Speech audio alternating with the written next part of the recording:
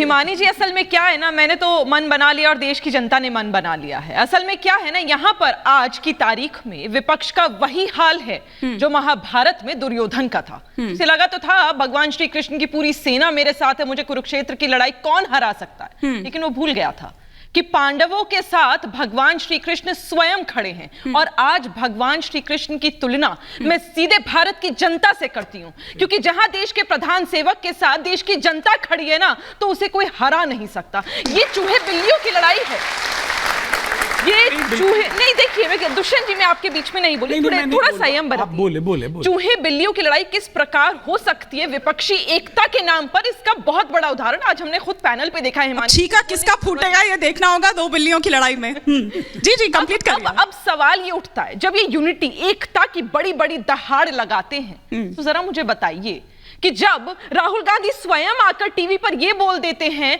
कि हमारी विचारधारा यानी आइडियोलॉजी तो अलग है, लेकिन हम लोग फिर भी एक साथ आकर मोदी जी के खिलाफ लड़ेंगे, तो यहां कहीं ना कहीं राहुल गांधी ने राहुल गांधीगिरी अपनी दिखा दी कि आपको इतनी भी अक्ल नहीं है कि जब आइडियोलॉजी अलग होती है तो देश की सरकार आप एक साथ यूनिटी में नहीं चला सकते। आप तो जनता को कहीं ना कहीं तोड़ मरोड़ के खत्म करने की यहां पर आस लगाकर बैठे हो। अलग अलग लोग हैं यहां पर, आप देखिए नए नए चेहरे।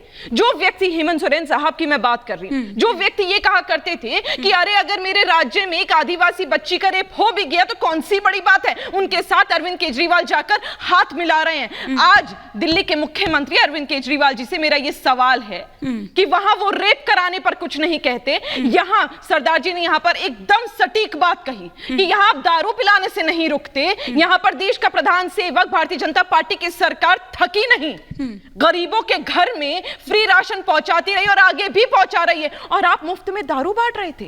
यहां के युवा को आप एक पर एक मुफ्त देकर कह रहे थे कि तू जा, तुझे नौकरी नहीं दूंगा लेकिन मैं दारू जरूर दूंगा, तू पी और अपना जीवन खराब कर। अरे किस चीज को बढ़ावा दे रहे हैं आप? आपने 45 करोड़ का शीश महल बना दिया। एक सेकंड मिश्रा जी, मैं आपके बीच में उनसे टाइम मांग रहा हूं, आपको बोल नहीं रहा हूं, बोलिए। मैं 10 सेकंड का समय, आखिरी बात है भिमानी जी, मेरा समय आप इनको दे दीजिएगा, कोई बात नहीं। मुझे आप बताइए, कोविड काल, डेल्टा वेरिएंट, हमारे पैनल पर कई ऐसे साथी हुआ करते तो जो डेल्टा वेरिएंट से अपनी जान गंवा गए, दुष्यंत नागर जी को भी याद होगा। उस वेरिएंट के दौरान दिल्ली के मुख्यमंत्री अरविंद केजरीवाल की चिंता ये नहीं थी कि मैं इमरजेंसी सर्विसेज को लेकर आऊं दिल्ली में, मैं बेड्स की व्यवस्था करूं, ऑक्सीजन की व्यवस्था करूं। क्या थी चिंता उनकी चिंता ये थी कि मेरे घर में वियतनाम का मार्बल लग जाए, 20 लाख का कालीन बिछ जाए तो माफ करिएगा, दिल्ली की जनता को ना ऐसा मुख्यमंत्री चाहिए और ना ही वो आने वाले समय में मुख्यमंत्री रहेंगे, जेल में जाएंगे। इस बात को मैं आपके सामने आज बोल देती हूँ, देश की जनता के सामने बोल देती हूँ।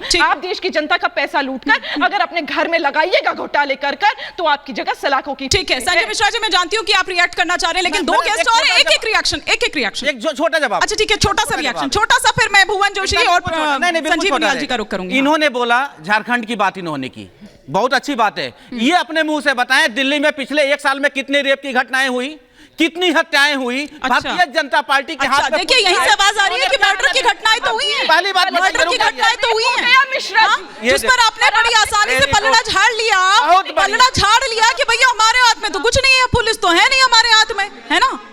नहीं, एक करके ऐसा नहीं होगा ना कि आप सारे के सारे लोग। मैं समझ रही हूँ आपका गुस्सा। अच्छा ठीक है, एक सवाल ले लेती हूँ, पर आप